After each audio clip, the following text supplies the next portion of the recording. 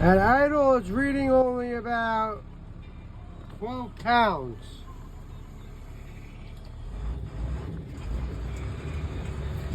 Let's see what it does here. At idle, it should be at about 40. At idle, it should be right about there. Let's see what it goes up to.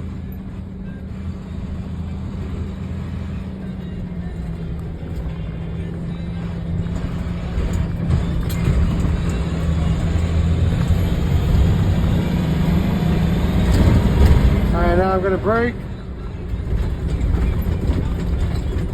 Must be on the straightaway. No hands on the steering wheel, and I'm braking. And it stops straight and it stops hard. You drive this truck every day, so you drive it tomorrow. See how it feels, okay?